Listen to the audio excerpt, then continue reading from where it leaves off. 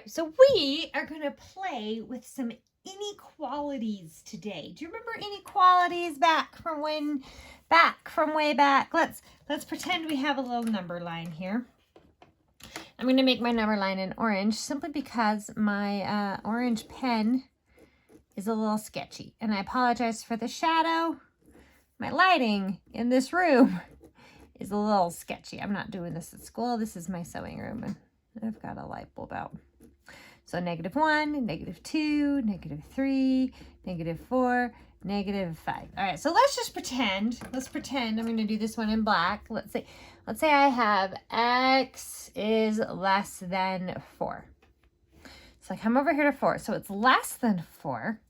So -3 is less than 4. 0 is less than 4. There's a whole infinite number of numbers that are less than 4, but it's not including 4. So I do a circle and then a line that goes that way. It means I'm not including 4, but then I'm including everything smaller than 4.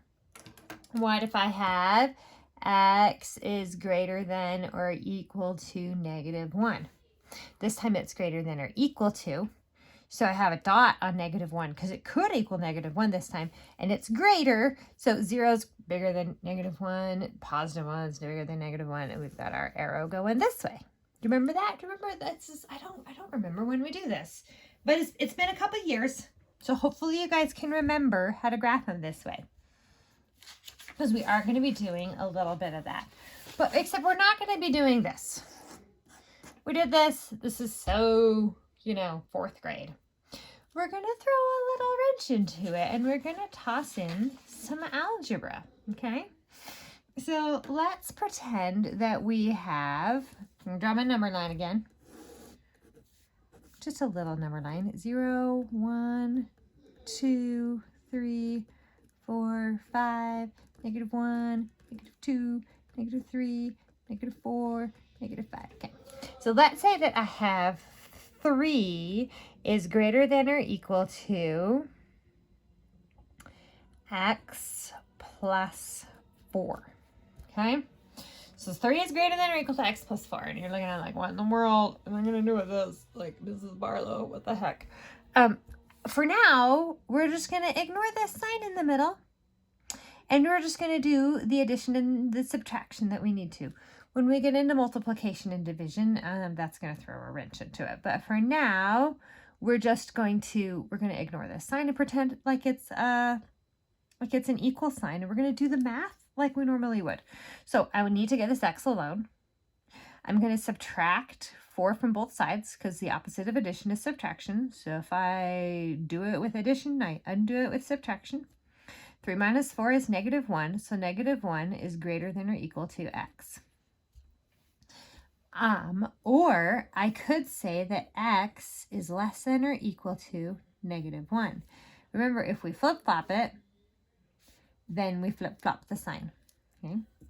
So I've got x is less than or equal to -1. So I go to -1, and I know that there's an equal there. And x is anything that is less than -1.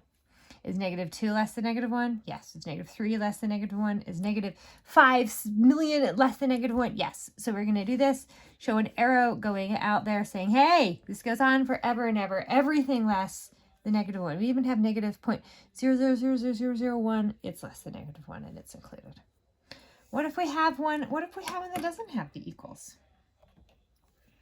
What if I say -4 is greater than x minus 6. Okay, well, first of all, I need to solve for x, right? I need to get the x alone. This is all great. The -4 is greater than x minus 6, but I don't know what's happening with just x. So let's solve for just x. So the opposite of subtraction is addition. So I'm going to do plus 6. Plus 6. -4 plus 6 is +2. 2 is greater than x. So I know that 2 is involved. So I'm going to put a little circle right there because I'm not equal to 2. 2 is just greater than x. So now let's do a test. which way should the arrow go? Should it go this way or should it go this way? Well, if x is 1, is 2 greater than x? 2 is greater than 1, so it needs to go this way. One rule of thumb I have is if the x is on the left, remember when we flip-flop them, we also flip-flop the sign. X is less than 2 means the same as 2 is greater than x. If the x is on the left, this arrow shows us the direction that this arrow is supposed to go. So that's a nifty little trick, but the x has to be on the left for that to work. But you do have to, you can't just say, you can't say 2 is greater than x and we flip-flop it, x is greater than 2. That doesn't work. Like either 2 is greater than x or x is greater than 2. Which one is it? If 2 is greater than x, then x is going to be less than 2. Okay. So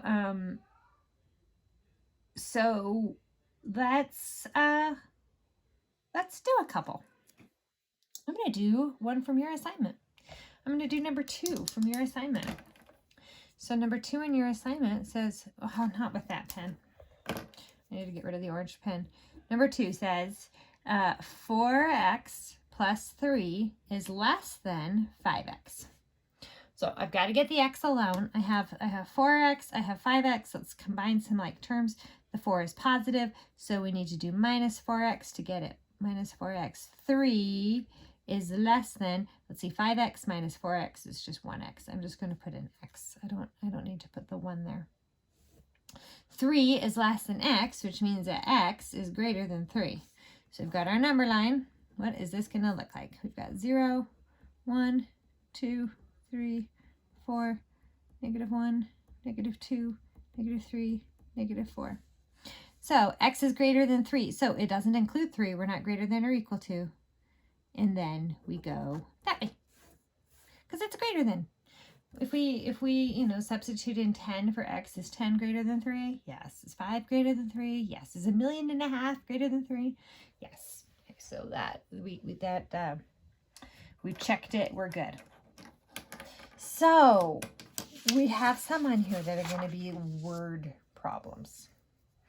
For example, like number 11. I'm going to set up number 11 for you. I'm not going to solve it for you. It says, the sum of a number and 17 is no less than 26. Oh dear. The sum of a number and 17, we can do that. The sum, we know the sum is plus, a number is x, and 17. So no less than. So it's not less than. Well, if it's not less than, then it's greater than. But could it be equal to? It's not less than. Could it be equal to? Yeah, I think it could, right? You got to put your lawyer hat on here. If it's not less than, it could be equal to. But it's going to be either, it could also be greater than. So it would be greater than or equal to 26.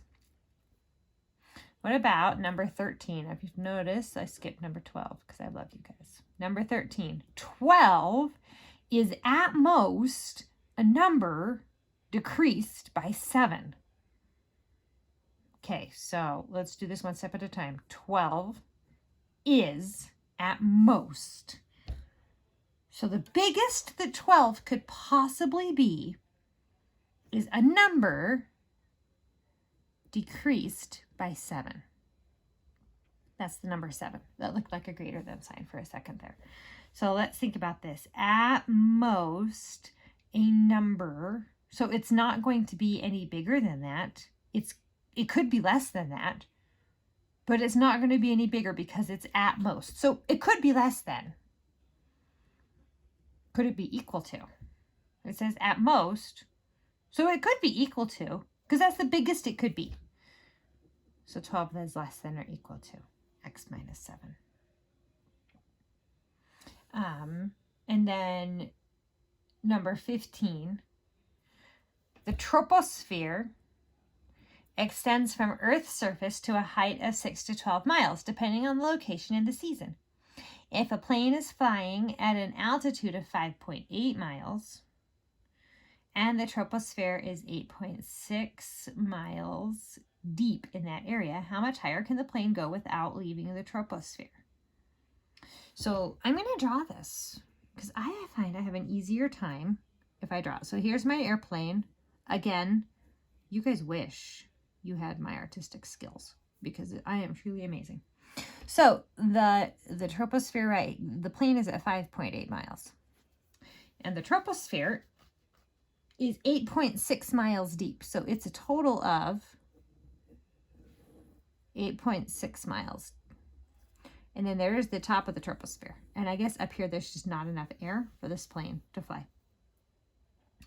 How much higher can the plane go without leaving the troposphere? Well, it could go 1 mile, right? It could go 2 miles. It could go, about how many miles? What's my upper limit?